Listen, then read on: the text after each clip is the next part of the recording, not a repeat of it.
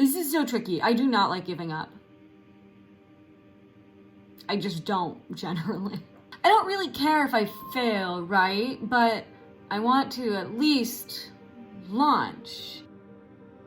The idea of spending this much time on something and not getting to release it to the public is like possibly like the most embarrassing thing I've ever done in my life. That just means that all of my numbers are basically completely imaginary. They just don't make any sense, which is really bad. It's really bad. I can't tell you how bad this is. When you see things like this, it's kind of like a game over situation, right?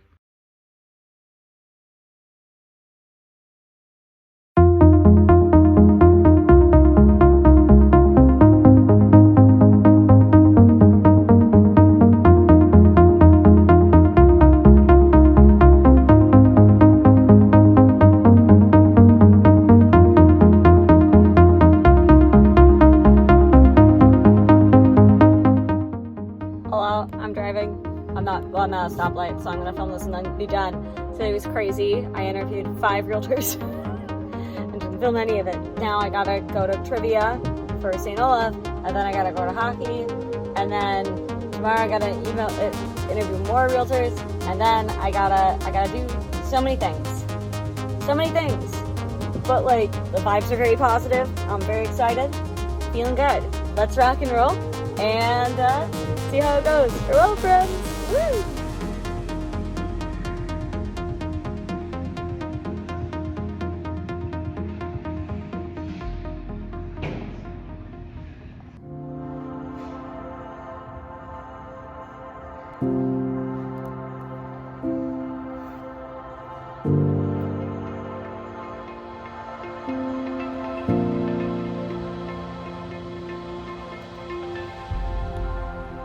Hey friends, I haven't been filming much because I have been so busy and also using my phone for work purposes instead of for filming purposes while I do other things. In an hour, we have our interview with ERA, the Entrepreneurs Roundtable Accelerator in New York.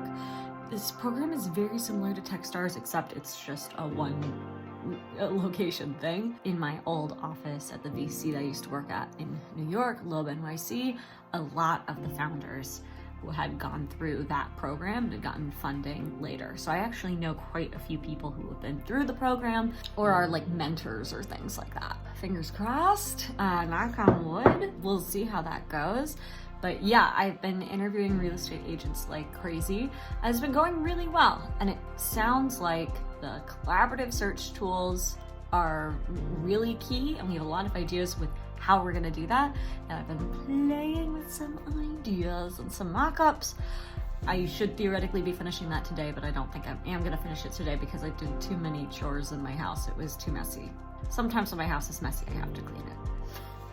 I have a few more interviews of realtors to do. I've talked to many, I can't remember how many, but I've talked to many realtors, and I still have many that I could talk to. So I'm excited about that. I'm feeling optimistic.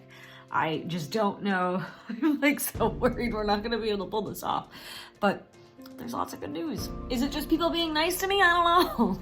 I don't know. If we can get one of these accelerators to get us in, or if we can get even a medium-sized investor, or, I mean, there's so many ways where this could work.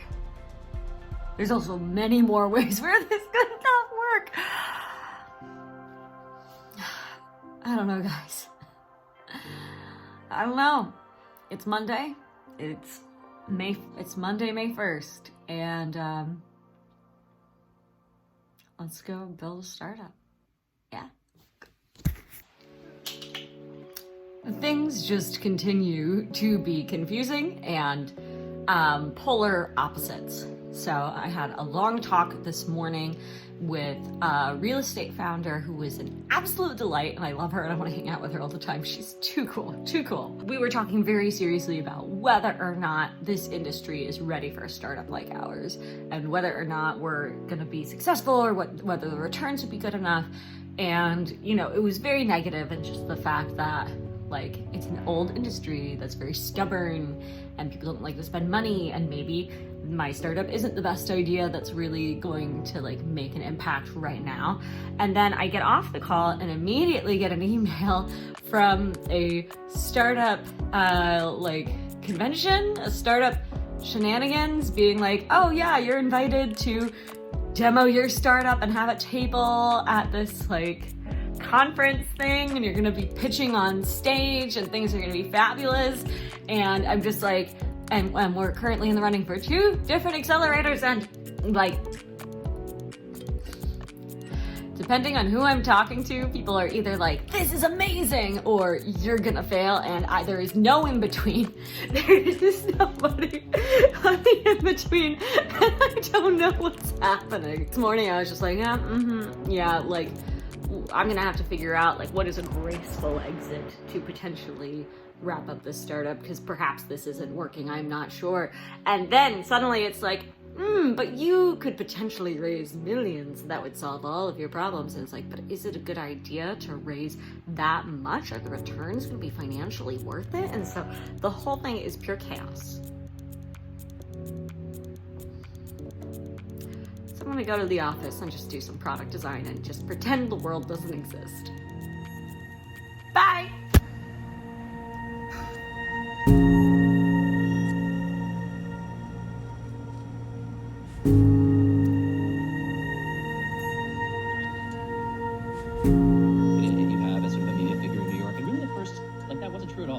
Weirdo outsiders on agenda that nobody took seriously, as were you, as were we all, right? And you didn't feel that you had power. You felt like you were a weirdo outsider, but people loved her. And I think that one of the things that it actually is pretty true for me, it's really true for you, like, when you're in media, at some point you get power, and you can cut some off where they were acting like these kids in the back of the class throwing spitball. And I think, you got her in 2012, kicking it Condé Nast, just like, what are you doing? They're falling apart. You're a very successful company. And I don't think they really, it's easy to see how you don't realize that that's It was a little bit of a weird week. My last call with that real estate founder just really threw me through a loop. She basically made some very compelling arguments about why our startup might not work, or why the current structure of the real estate industry would be really challenging. And it was very compelling. One of the things that she said is that she's pretty convinced that real estate is one of the hardest industries to build a startup in. She's a 3 times founder now. Now that she has built in other industries, she said that she was able to put half the amount of effort and had substantially higher returns. But the biggest thing was, we talked about Zillow's numbers. It was just in passing. She was just like, oh yeah, Zillow only has like 75K paying customers. I was like, that is a low number. And all of our financial models were built upon the concept that we would reach, at peak, something like that, like 150K realtors, which is double the amount that Zillow apparently has. I haven't been able to, find that data, that number of how many agents that they had, but I know roughly what their pricing is. So I went back into their SEC filings and did some reverse math engineering, and that's looking like a pretty legit number. Which means that all of our projections that we had for our business model are now cut in half. All of them. Which means that our current model is technically not what would be considered a venture backable business. Which is very bad. It's very bad. So what I'm thinking about doing is pausing the startup, because the thing is, one of the guys I met with last week was talking about there's some major lawsuits going on in real estate, and in the next couple of years or something, everything could just completely change. And one of those changes could be that it's going to be way easier to get this data. It could be way easier to get this data, or way cheaper, or whatever, and that our business model may make more sense then. But with how things are right now, and with venture investors just completely nosediving after Silicon Valley Bank, because I don't know if I brought this up, venture funding has been cut in half since Silicon Valley Bank collapsed. Cut in half. And the thing was, it was already down before then. It was already down. So, you know, part of what we had been doing was prepping everything for venture investors and whatnot, and it was going to be a little bit of a stretch, but we figured it was going to work out as long as we could get enough funding. But now we're not sure if we can get funding. But also, like, I was thinking about this the other day, and I was talking to people about this. Technically, where we're at right now, if I was an investor, I don't know that I would invest. And it's not that the product isn't good. It's not that the founders aren't good. It's literally just this industry is so screwed up. It's so screwed up. It's just really embarrassing. And part of it was there were ways that I kind of got a heads up, but people weren't really good at explaining it. But it wasn't until I went on this call yesterday where it was like, this makes a lot more sense. This makes sense why I didn't talk to that many real estate startup founders. They were all kind of like, about it, but they also all told me with a caveat that they were all super jaded. And I was like, oh, these are just grumpy guys. Like, it's not sample of like a larger trend. But then we got that news from that startup accelerator where they were like, and I was like, okay, this isn't just two guys. What's going on here? She was telling me stories about how she tried to start something extremely similar and she couldn't launch it and had to basically build an entirely different business because of these companies. And that was kind of like, oh geez. And also she wasn't able to raise nearly as much funding as I've been thinking I could raise. And granted, she started a decade ago, so things have slightly changed, but also venture's nosediving. So it appears that we are getting in trouble with things out of our control. And so I'm almost debating pausing things because the app is almost ready to go, right? So we could spin it up really quickly. So if these major national lawsuits go in our favor, we could just wait, and when that happens, strike right then, right? Which isn't great, but at least we're not continuing to spend money on something that may physically not be able to launch. It's so funny because I feel like I should maybe be sadder, and I guess I'm sad, but like I also feel like a little bit like an idiot, but also it seems pretty obvious that a lot of this is out of my control. And the thing is, it sounds like we could keep going, and we could try to make this happen. But I'm not the best at numbers, but if the numbers aren't adding up, that's not good. Our projections have now been completely cut in half. And one caveat for people who don't know anything about venture investing and you're like, well, that's not that big of a deal. It's still like tens of millions of dollars, like whatever. The issue here is that in order for an investor to want to invest in a business, a venture investor, okay, so a startup investor, to want to invest in a business like ours, they want to see the highest returns possible, right? They're not looking for normal businesses. They are looking for abnormally incredible businesses that are going to earn billions of dollars. And so at the top of our projections was like, if we dominate everything, we'll be getting billions a year. If we get like medium, we'll get hundreds of millions. And if we get this tiny amount, we'll make like tens of millions, right? Well, now our biggest numbers just went to tens of millions. Now this could be a math problem. We could change our pricing. We could play with, what our offerings are for realtors and find a way to make this happen. But I'm thinking that it's really hard to get realtors to spend money on things anyways. We might be able to get brokerages, but when I was chatting with them, it took these other real estate startup founders years in order to get those B2B clients to come in.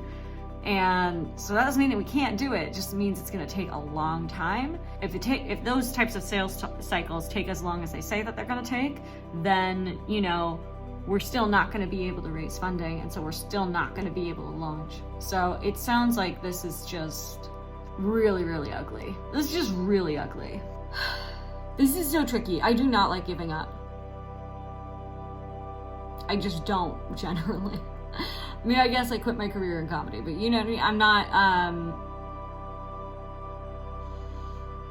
I am the type of person who likes to make impossible things possible. But I'm also a realist, And right now, the only thing that really bugs me is that, like,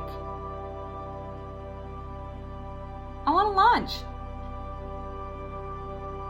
I don't really care if I fail, right? But I want to at least launch.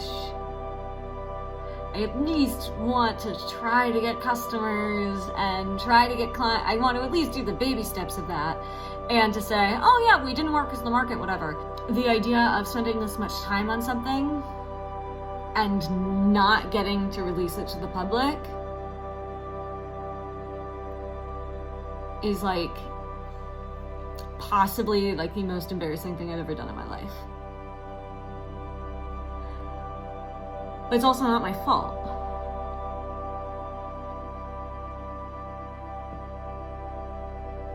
Yeah. Hopefully we can still launch. I think there are ways that we could still launch, but also I think it's become pretty clear that this is an industry with problems that we might not be able to get around. And we could force our way in, but I don't know if that's really a smart idea. You know, there's things that you do because it's a good idea, and there's things that you do for your ego. I'm a little bit of an ego person. Sure. But I don't want to be stupid. I feel like we're entering the stupid territory. Okay?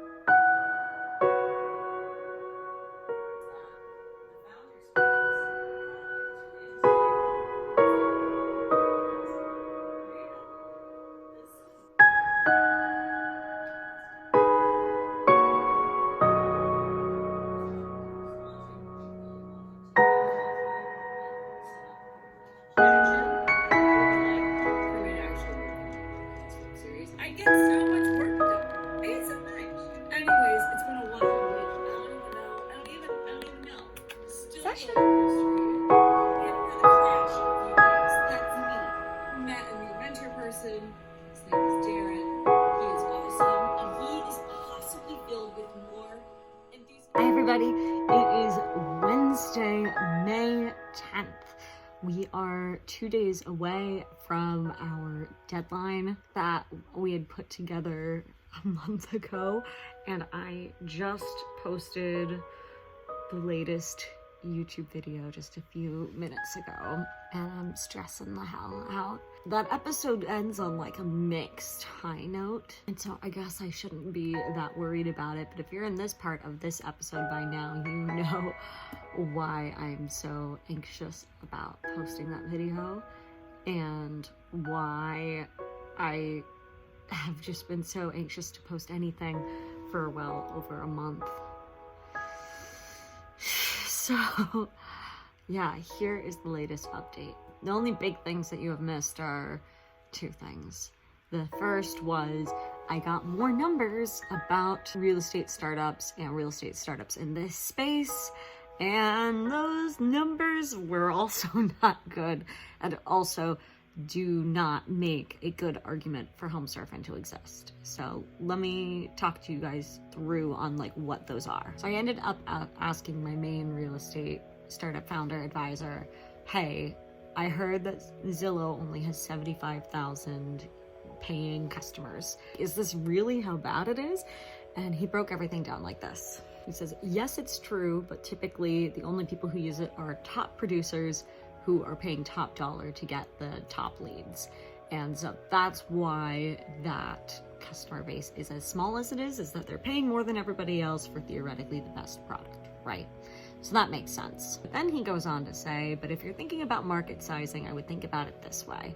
And this gets into, a question that I'm now thinking I should have asked him the very first day that I met him, but I didn't know to ask.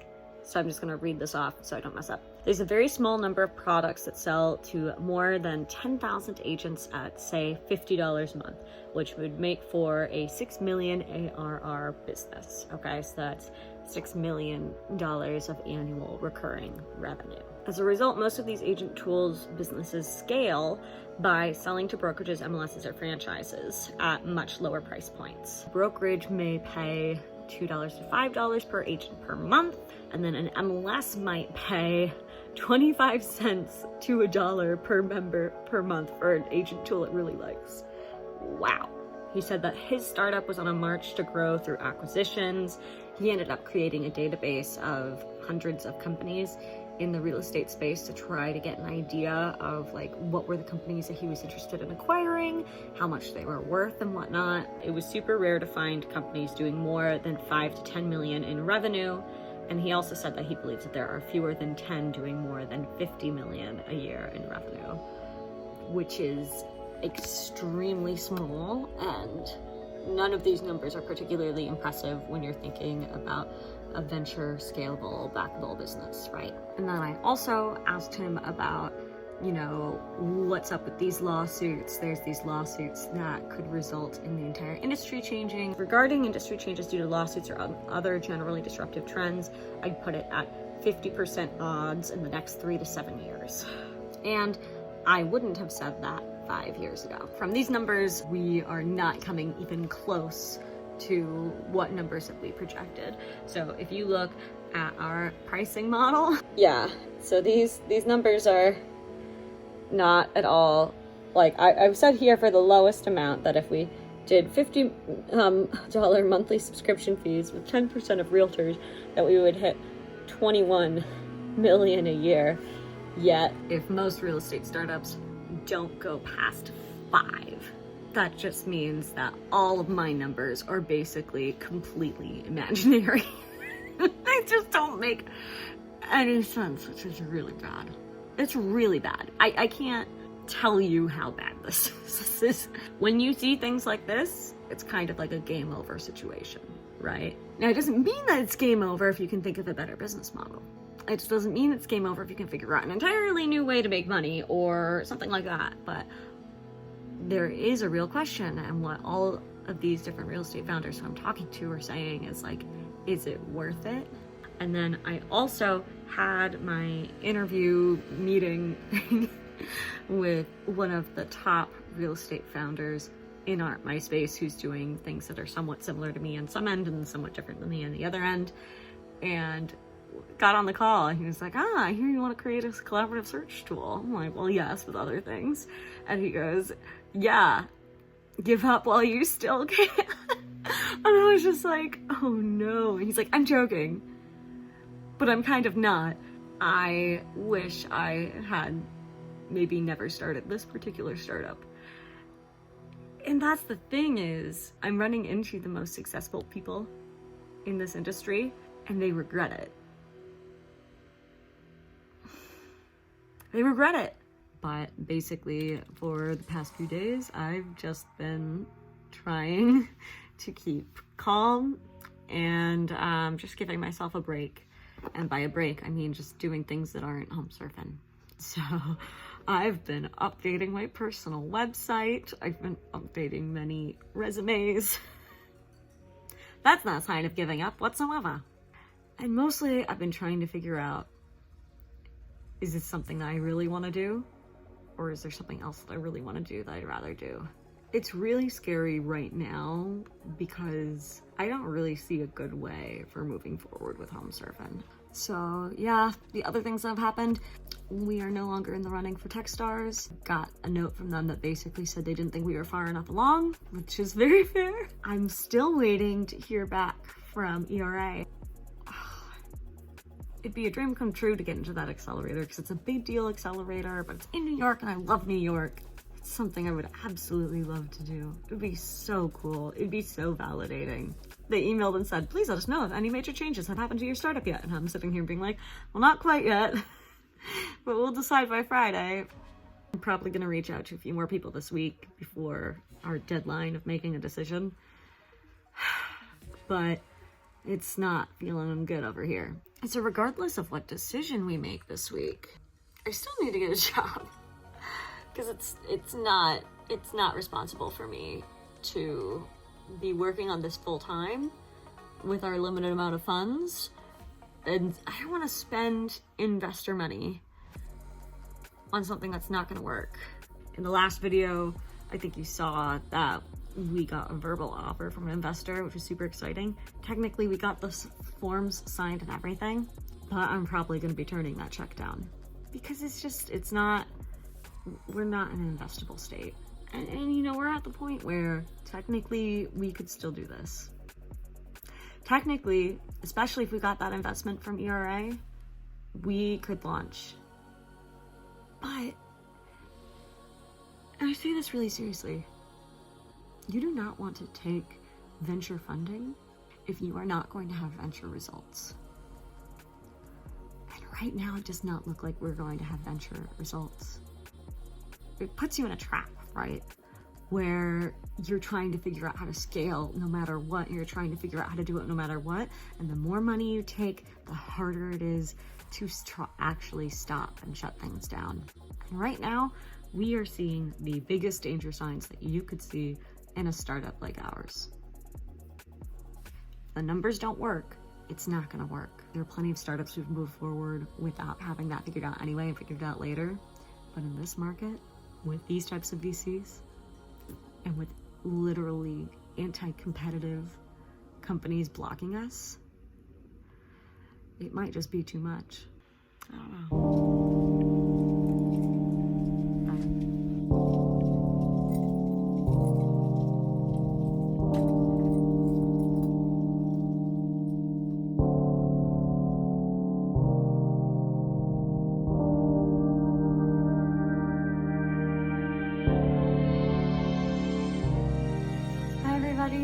It is Thursday, May 18th. Sorry that I haven't been around. My dad has been visiting from South Carolina. He has this birthday tradition. He's always here in town for his birthday. And so we had a big birthday celebration last night for him. And also my Aunt Ellen, his older sister, who just happens to have been born on the same day a few years prior. A bit of a disappointing birthday present for her, my dad was, indeed. Nah, they love each other. Anyways, I was editing this video and realized that I didn't really have a good way to end this. Wrapping up a startup tends to be quiet.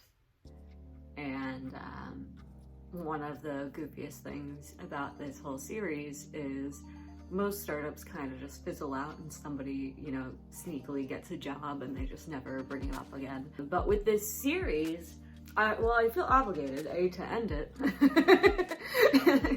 It's only fair. But I also know that by doing so, I'm gonna get a lot of attention, at least from you guys who've been watching. Even last night, my cousin Megan was at that birthday party, who's been a longtime viewer.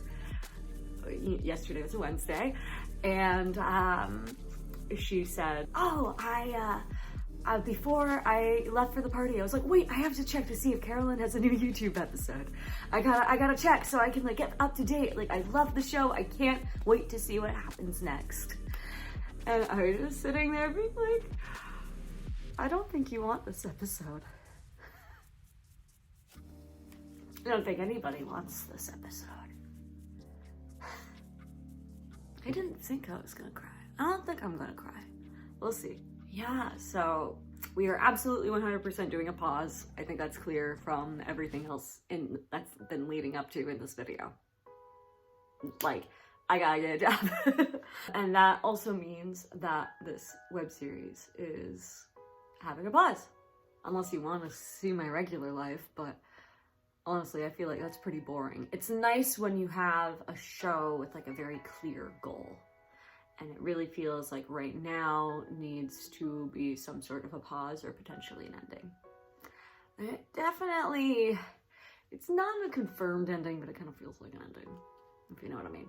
But I also don't want this to be incredibly depressing, because the thing is, when you're building anything, and especially if you're building a startup, if something isn't working, you pivot and do something else, right? But that's how it works. That's how it works. And there are times where it makes sense to keep pushing forward and try to force something into existence. And then there are times where the math doesn't add up. And even if you try your hardest or try your best, it's just not necessarily going to work. And I think sometimes it makes sense to try to defy the odds. I think other times you gotta stop and think about whether or not this is actually worth it. And when it comes to right now, I don't think it's worth it to... I don't think it's worth it to really continue pursuing this, at least for a bit. At least unless something radically changes within the industry or some opening appears. So I ended up on a quick phone call with our only non-family member investor on Monday morning. I was still in bed. I was just sitting in bed looking at my phone, and he texted me being like, I'm gonna send you the check. And I'm like, don't do it! Hang on, man. I chatted with him and was just like, hey, listen, this is what's going on. We definitely want to pause. Maybe need to wrap this up or do something else or whatever. And now I need a job. And he's like, do you want to work for me? And I'm like, yeah, probably. We'll see. So he's very kind and said something along the lines of, Carolyn, I don't really care what your startup is. I just think that you are an incredible founder and I want to see you succeed. Which is just like, of course, the nicest thing he could say. So I still have a few more people to talk to. I've been putting off talking to people, partially because people are visiting and I've been busy and distracted, and partially because I'm just like dreading it. I'm just dreading it. I don't want to deal with it.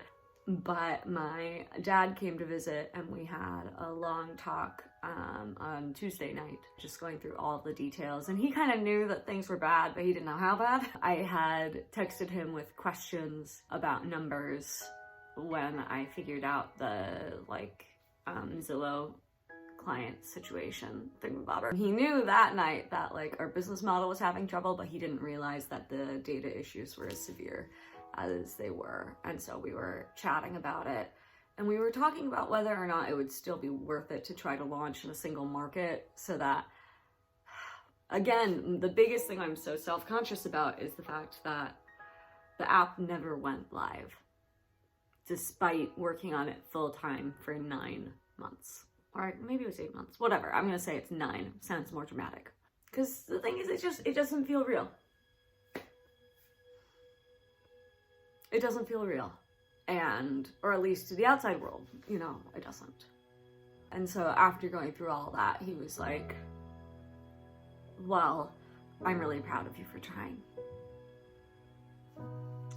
Can I even film this without crying? I don't know. He was just like, I'm really proud. I didn't think I would cry. I've been able to have these conversations with lots of other people without tearing up. Except for my therapist. I immediately started crying then because she was very upset. She was like, no, I want this app. And I'm like, I know. We all do. And so he said, I'm really proud of you for trying. And for, not living your life with regrets of what if, and then wondering for the rest of your life what it would have been like if you had done it. So it was nice to hear that. I agree with my dad that, I'm glad that I tried. I kind of wish I had figured it out sooner, that I shouldn't have spent so much time on this, and there were some signs, but we didn't have all the details. We didn't have all the numbers.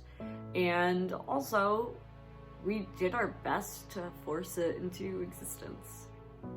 And while technically we could still keep going, and so even if we disrupt everything and whatever, financially it might not be worth it. And not that you should do everything based off of the numbers, but it's a lot of effort to put in for something to not be a game changer. And I don't want to do something if it's dumb. I've said that a million times, but I don't want to do something if it's dumb. And I'm afraid that that's where we're at. We found out it's dumb. And it's not that the customers don't want it. It's not that realtors don't want it. It's just these weird structures that we didn't know about. We didn't know that real estate data companies were extremely anti-competitive and that that would be an issue. We didn't know. So I've already started applying for a few jobs. I haven't heard anything yet because I haven't done a big LinkedIn blast, which is how I get jobs. I think I might make that post the day after this video. And there'll be multiple days of a lot of online attention. I have to block off my calendar. It's really hard revealing when things don't go well. I feel like I do that a lot, but then people are like, you're so successful. I'm like, what are you talking about?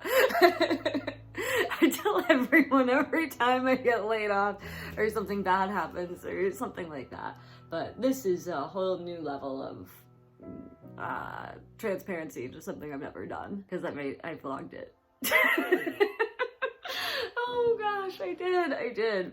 Already I'm being recruited to build another startup and I'm like, guys, I'm just really tired. I'm really tired. I think for now I want a break.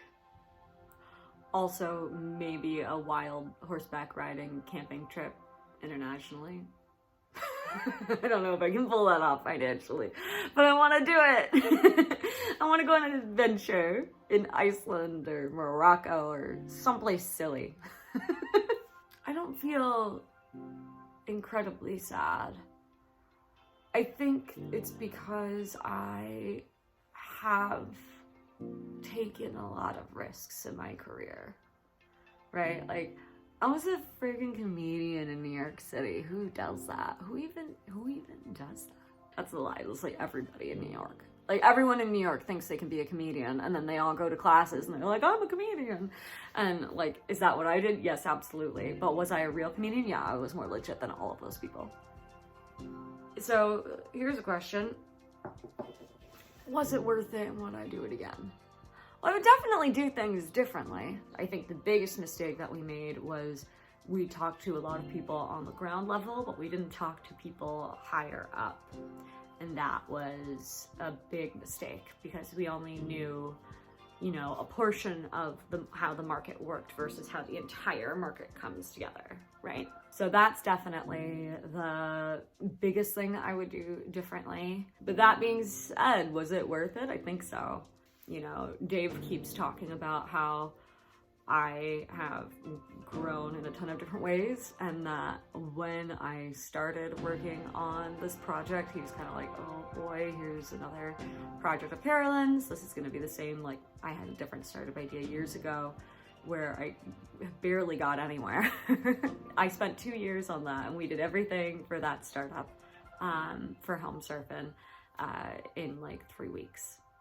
So that being said, that means if I do work on anything in the future, maybe everything that we did in this 1.5 year spread will just take, I don't know, 2 months.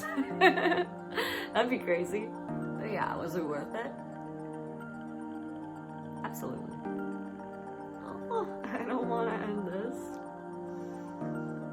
I've been filming for 27 minutes and I don't want to end this conversation. Thank you for watching. If you've enjoyed this series or just watched this episode, I'd love to hear your thoughts below in the comments. And when it comes to taking big risks, go for it. You never know what's gonna happen.